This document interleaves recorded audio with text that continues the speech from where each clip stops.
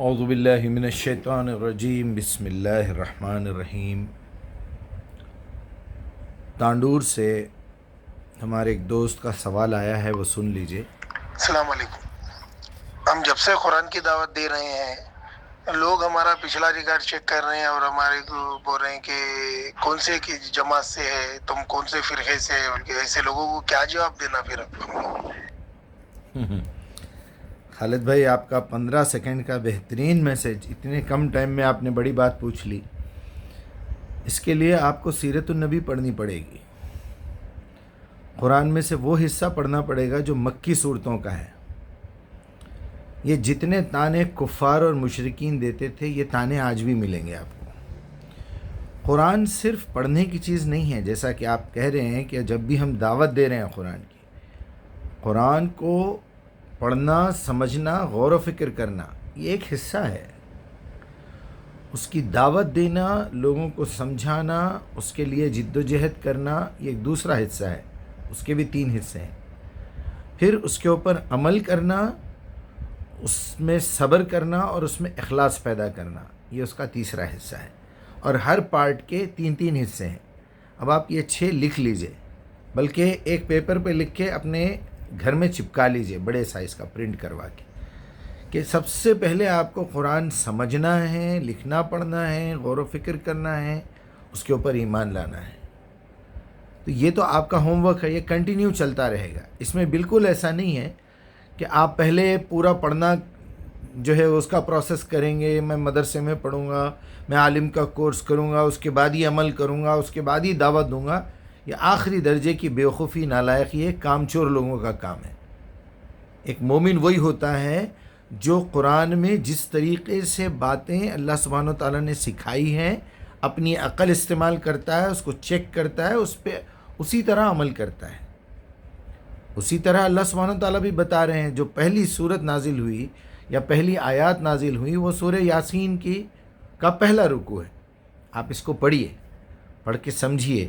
موسیٰ علیہ السلام کو جس طرح سورہ نمل میں جو پہلا دوسرا رکوع آپ جب دیکھیں گے، جس طرح وحی ملی، جس طرح حکم دیا گیا کہ جاؤ اب فرعون کو سمجھاؤ، یہاں بھی نبی صلی اللہ علیہ وسلم کو بتایا گیا کہ آپ کو ہم نے نبی بنا لیا ہے، انک لمن المرسلین علی صراط مستقیم۔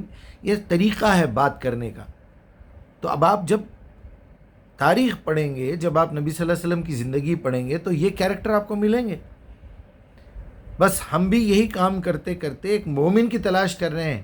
جیسے صحابہ اکرام مل گئے تھے نبی صلی اللہ علیہ وسلم کو، اس طرح کے مومنین نہیں مل رہے ہیں، بڑی مشکل سے، الا ماشاء اللہ۔ اس میں بھی اتنی کمزوری ہے کہ وہ بیچارے کچھ دن کے بعد بھاگ جا رہے ہیں، یا دنیا ان کو کھینچ کے اپنی طرف لا لے رہی ہے۔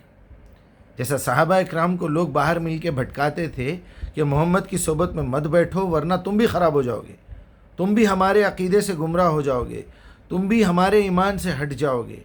پھر نبی صلی اللہ علیہ وسلم کو بھی بلا بلا کے بڑے بڑے لوگ سمجھاتے تھے کہ آپ یہ کام چھوڑ دو، بہترین خوبصورت لڑکی سے آپ کی شادی کروا دیں گے، آپ کو تمام قبیلوں کا سردار بنا لیں گے، سب کچھ کریں گے۔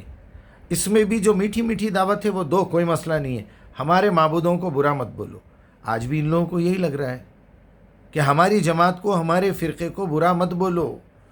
ہم جو کچھ دین میں بدتمیزی کرنا ہے کریں گے، جو دین میں بگاڑ لانا ہے لائیں گے، قرآن کی آیتوں کا غلط ترجمہ کریں گے، لوگوں کو بہکائیں گے، لوگوں کے گناہ جیسے کہ ویسے رہیں گے۔ وہ زندگی بھر حج کرتے رہیں گے، عمرے کرتے رہیں گے، نماز پڑھتے رہیں گے، داڑھی بھی چھوڑیں گے، ٹوپی بھی پہنیں گے، گٹھے بھی آ جائیں گے، مالے بھی جپیں گے، سبحان اللہ، الحمدللہ، اللہ اکبر، لیکن جھوٹ بھی بولیں گے، خیانت کریں گے، وعدہ خلافی کریں گے، ایک وقت دیں گے برابر وہ وقت پہ نہیں آئیں گے، رخوں پہ 7 بجے شام عقد نکاح ہو جائے گا بولیں گے، 11 بجے جو ہے وہاں پر عقد ہو رہا ہے، پھر 12 بجے کھانا کھلایا جا رہا ہے۔ آخری درجے کا منافق بن جاتا ہے آدمی، یہ فرقوں میں پڑھنے کی وجہ سے۔ اس میں صرف شیطان کا بہکانا ضروری نہیں ہے، یہ اللہ کی لعنت ہوتی ہے ان کے اوپر جب قرآن کی دعوت نہیں دیتے ہیں۔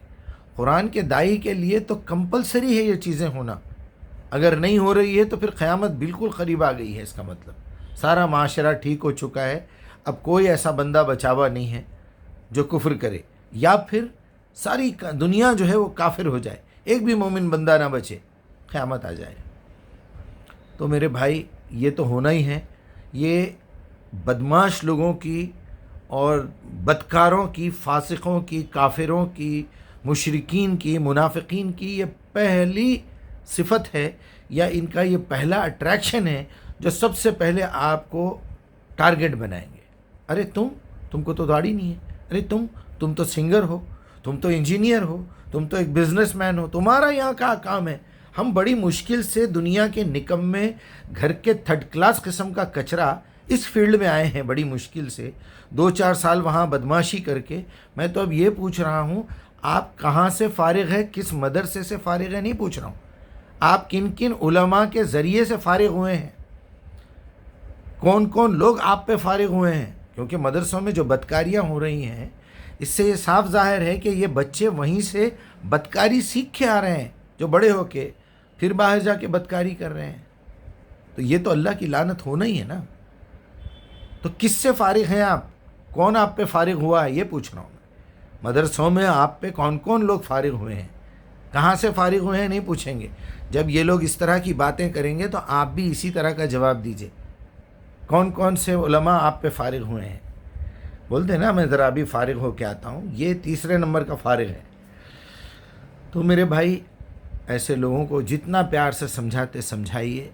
جب وہ لمٹ پوری ہو جاتی ہے کہ سواء علیہم انذرتہم ام لم تنذرہم فہم لا یؤمنون بیکاز ختم اللہ علی قلوبہم وعلی سمعہم وعلی ابصارہم غشاوہ. تو ایسے لوگوں کی پہچان کیا ہے؟ پہچان یہ ہے کہ جب تک وہ لوگ بات آپ کی آرام سے سن رہے ہیں ان پہ کام کرتے رہیے. جب وہ بغاوت اور دشمنی پہ اتر آئیں تو پھر ان کو نہ چھوڑیے، یا تو پھر بالکل چھوڑ دیجئے. چھوڑنے کا مطلب آپ سمجھ رہے ہیں پہلا میں نے کیا بولا. چھوڑنا نہیں ہے ان کو، مگر وہ طاقت ہمارے پاس چاہیے، وہ پاور چاہیے. پھر آپ کے کیریکٹر میں پھر دگلا پن نہیں ہونا چاہیے. یہ مین امپورٹنٹ بات ہے. ومن احسن قولا ممن دعا الی اللہ وعمل صالحا قال اننی من المسلمین. کوئی جماعت پوچھے تو بولنا نہیں بھائی میں تو اللہ کا فرما بردار ہوں، اسلمت لرب العالمین. یہ ہے اسلام لانے کا طریقہ، یہ بولنے کا طریقہ. ابراہیم نے کہا کہ میں تیرا فرما بردار بندہ بننا چاہتا ہوں، میں مسلمان بننا چاہتا ہوں. پھر انہوں نے ہی ہمارا نام مسلم، سماکم المسلمین. ابراہیم علیہ السلام نے ہمارا نام مسلم رکھا ہے. اس سے بڑا کوئی مرتبہ نہیں ہے. کوئی شخص مسلمان بولنے کے بعد شیعہ، سنی، بریلوی، دیوبندی، اہل حدیث، اہل قرآن، قادیانی کوئی کچھ کہے تو اس کا مطلب وہ اسلام سے خارج ہو کے کہہ رہا ہے.